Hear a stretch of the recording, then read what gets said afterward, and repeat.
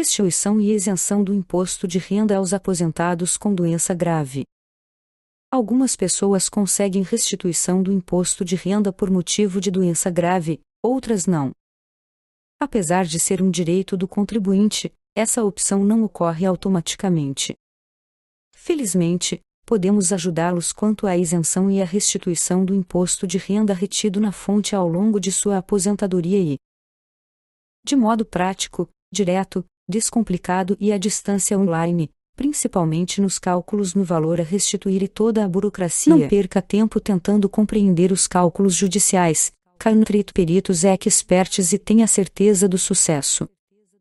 O laudo pericial contábil, juntado pela parte junto à petição inicial, são determinantes para o julgamento, pois, além de valorizar o trabalho do advogado, agiliza o processo fornecendo uma análise fundamentada e detalhada, auxiliando o juiz e a própria administração do INSS em sua convicção sobre o caso.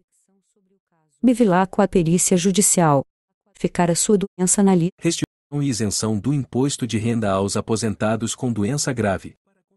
Para conseguir a restituição e isenção do imposto de renda, é preciso entrar com um pedido junto à Receita Federal e INSS. São isentos de imposto de renda os valores de aposentadoria ou reforma motivada por acidente em serviço ou decorrentes de moléstia profissional. Em muitos casos, a gravidade da situação é confirmada após perícia médica. Quem tem previdência privada também pode pedir a restituição do IR por motivo de doença grave.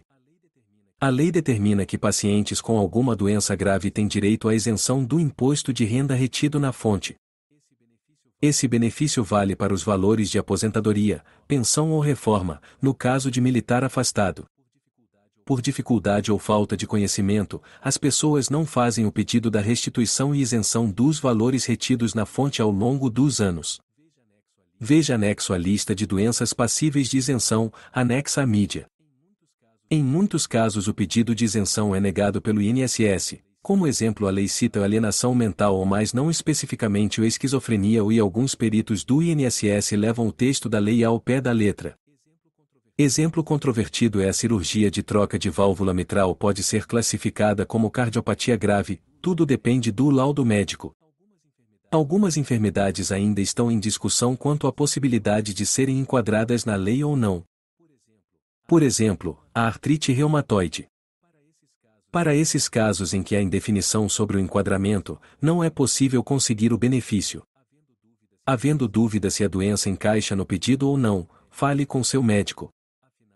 Afinal, é o profissional que irá fornecer o laudo. Pode ser que você sofra de depressão.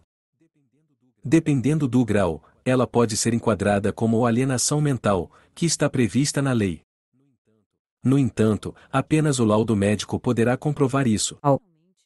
Finalmente, depois de identificar a sua doença na lista, anexa à mídia, e com o seu laudo médico e os documentos necessários em mãos, é possível fazer o pedido administrativo. Considerando ainda que com nosso laudo pericial contábil, você poderá auxiliar o INSS e Receita Federal a se convencer que tem direito à isenção, e que, se negado o pedido, já tem em mãos a devida instrução processual para entrar com o pedido na Justiça Federal, a ser apresentado tudo a seu advogado. 1. Pedido administrativo. É necessário fazer o pedido junto ao órgão previdenciário. Pode ser o Instituto Nacional do Seguro Social, INSS, ou outra entidade pública, como acontece com militares na reserva remunerada e na reforma. Também há órgãos de previdência do Estado, do município, etc. 2. Pedido judicial. Se o órgão previdenciário demorar mais de 45 dias para analisar o seu caso, você pode fazer o pedido de isenção do imposto de renda pela via judicial.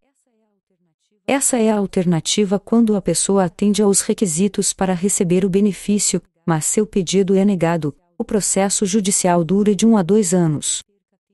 Não perca tempo tentando compreender os cálculos judiciais. Contratem peritos experts e tenha certeza do sucesso. Bevilacqua a perícia judicial.